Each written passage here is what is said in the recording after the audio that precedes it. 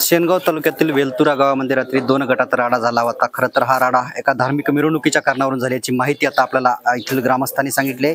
मी त्याच वेलतुरा गावामध्ये आता पोहोचलो आहे। याच वेलतुरा गावामध्ये आता तणावपूर्ण शांतता आहे।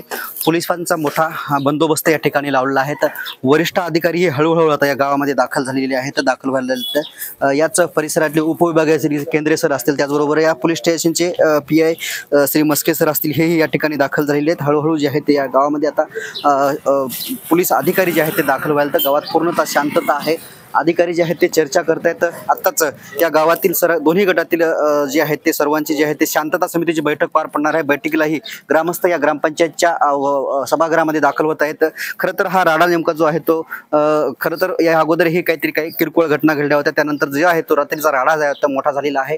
एकमेकावरती जे आहे ते लाठाकाठांनी मारहाण केली आहे, दगडफेक झालेली आहे आणि त्यानंतर ह्या गावामध्ये जे आहे ते पोलिसांचा मोठा फौजफाटा सुद्धा दाखल झालेला आहे। आताच या ठिकाणी जे आहेत ते या विभागाचे पोलीस उपविभागाधिकारी श्री केंद्रे सर आहेत, त्याचबरोबर येथील पोलीस स्टेशनचे इंचार्ज आहेत श्री मस्के सर, हेही दाखल झाले आहेत। आपल्यासोबत आहेत राजकुमार केंद्रे सर, उपविभागाधिकारी त्या परिसरातले। सर, खरं तर काय नेमकं घडलं होतं आणि सगळं काय प्रकरण?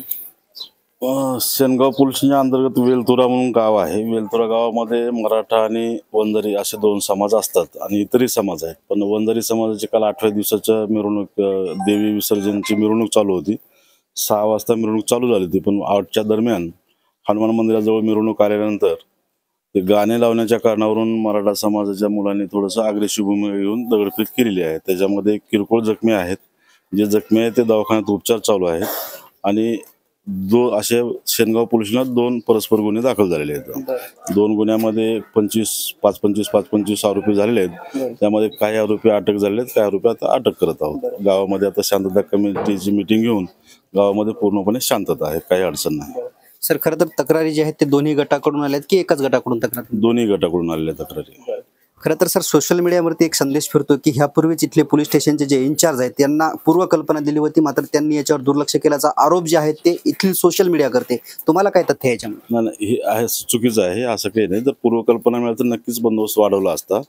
तरी परंतु गावामध्ये काल मिरवणूक असल्यामुळे आपण 4 पोलीस अंमलदार ठेवले झालेले होते।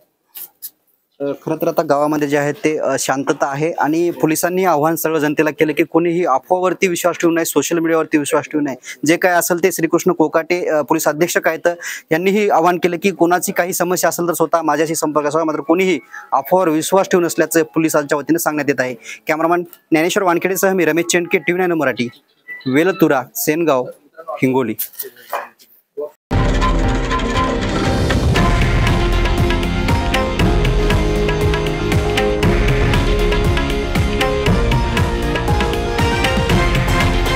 हे आहे देशातील नंबर 1 न्यूज नेटवर्क आणि आपण पाहत आहात TV9 मराठी, एकमेव।